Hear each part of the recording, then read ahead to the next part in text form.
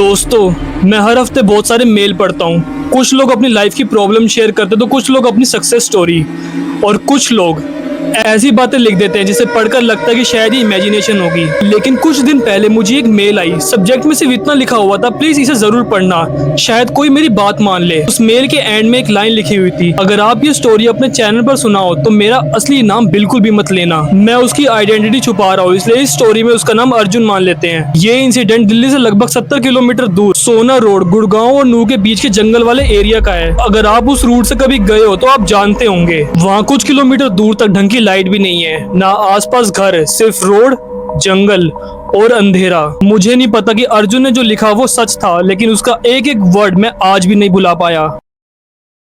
मैं अर्जुन हूँ। उस वक्त मेरी एज 25 साल की थी। गुड़गांव में एक आईटी कंपनी में जॉब करता था। उस दिन ऑफिस में डिप्लॉयमेंट चल रही थी, इसलिए घर निकलते निकलते मुझे रात के 2:30 बज गए। गूगल मैप ने एक शॉर्टेस्ट रास्ता दिखाया, सोना रोड। वैसे भी मैं पहले भी इस रोड पर आ चुका था, सब नॉर्मल था। कार में हल्का सा म्यूजिक चल रहा था, एसी ऑफ था, दिसंबर की ठंड वैसे ही काफी थी। मैं आराम से ड्राइव कर रहा था और तभी एक अजीब चीज हुई। रोड पर एक भी गाड़ी नहीं थी, न ट्रक, न बाइक, ना ही कोई कैब।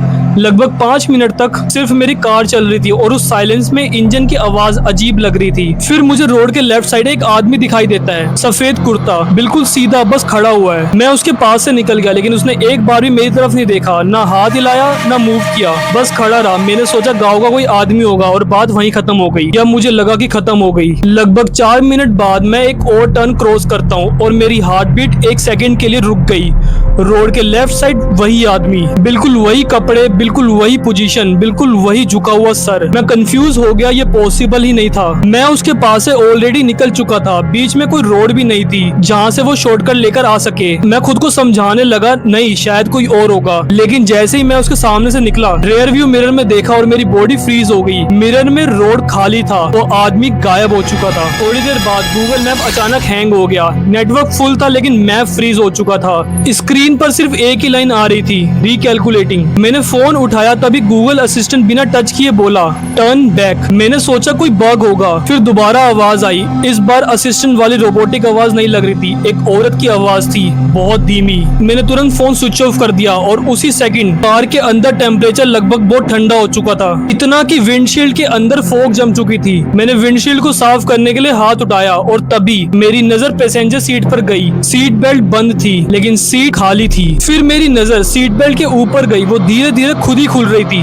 जैसे कोई उसे पकड़कर बैठा हो। उस वक्त मेरी हिम्मत टूट चुकी थी। मैंने एक्सीलेटर दबाया, लगभग 100 की स्पीड पर निकल गया। म्यूजिक खुद बंद हो चुका था, फोन ऑफ था और कार के स्पीकर से बस एक ही आवाज आ रही थी, किसी के सांस लेने की, बहुत धीमी, मेरे बिल्कुल कान के पास। इसी तरह मैं एक पेट्रोल पंप तक पहुंच गया। वहाँ लाइट्स देखकर जान में जान आई। मैं सीधा ऑफिस के अंदर गया और गार्ड को सारी बात बता दी और बोला, टाइम बता। हमने रिकॉर्डिंग रिवर्स की। मैं स्क्रीन देख ही रहा था, मेरी कैब क्लियरली दिखाई दे रही थी। मैं ड्राइविंग सीट पर था लेकिन पैसेंजर सीट पर कोई बैठा हुआ था, सफेद कपड़े, लंबे बाल और सर नीचे। मैंने दोबारा स्क्रीन देखी। इस बार वो चीज धीरे से अपना सर उठाती है और रिकॉर्डिंग वहीं फ्रीज हो गई। पूरा सीसीटीवी रूम हैंग हो चुका था। गार्ड का चेहरा सफेद पड़ चुका था। उसने सीधा रिकॉर्डिंग डिलीट कर दी और मुझे बोला, जो देखा उसे भूल जाना। स्टोरी यही खत्म नहीं हुई। ईमेल का लास्ट पार्ट सबसे अजीब था।